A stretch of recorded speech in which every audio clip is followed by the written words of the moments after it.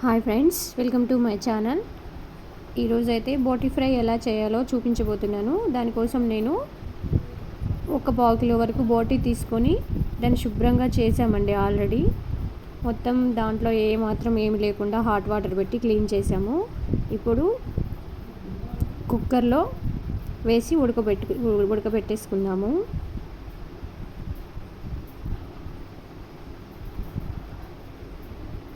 కొంచెం water పోసుకుందాము.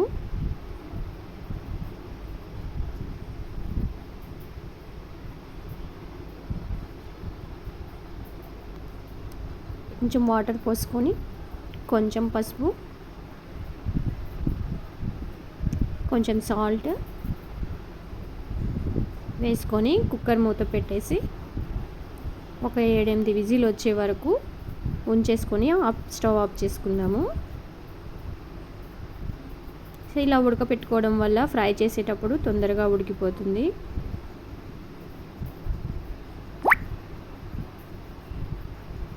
So stove on చేశాను. Whistles అయితే వచ్చేసాయండి. ఇప్పుడు చూద్దాము. చూసారు కదా, ఆల్మోస్ట్ ఉడికిపోయింది. ఇప్పుడు ఈ వాటర్ మొత్తం తీసేసుకొని ఈ బోటీని ప్లేట్లోకి తీసుకుందాము. ఇప్పుడు స్టవ్ మీద కడాయి పెట్టి ఆయిల్ వేసి వేడి చేశాను. కొంచెం జీలకర్ర వేసుకొని జీలకర్ర వేడయ్యాక ప్లేట్లో తీసి పెట్టుకున్న బోటీ వేసేసుకుందాము.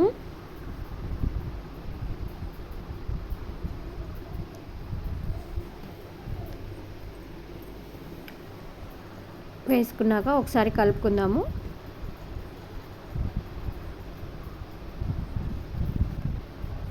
ఇప్పుడు కొంచెం అల్లం పేస్ట్ వేసుకుందాము.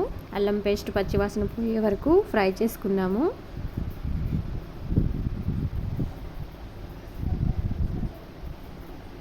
కొంచెం ఫ్లేమ్ తగ్గించుకొని ఫ్రై చేసుకుందాము, ఎందుకంటే మాడిపోతుంది. ఇప్పుడు కొంచెం పసుపు వేసుకొని ఫ్రై చేసుకుందాము.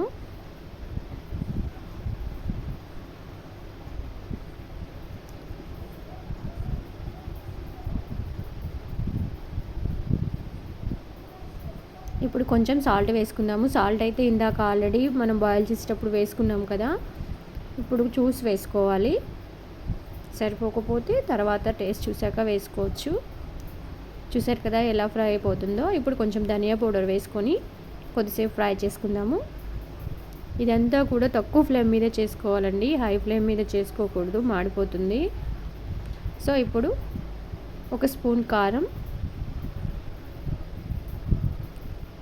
వేసుకొని ఒక 10 మినిట్స్ అట్లా ఫ్రై చేసుకుందాము.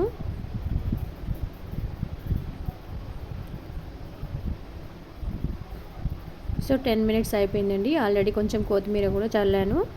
సో ఇలా ఒకసారి మీరు కూడా ట్రై చేయండి.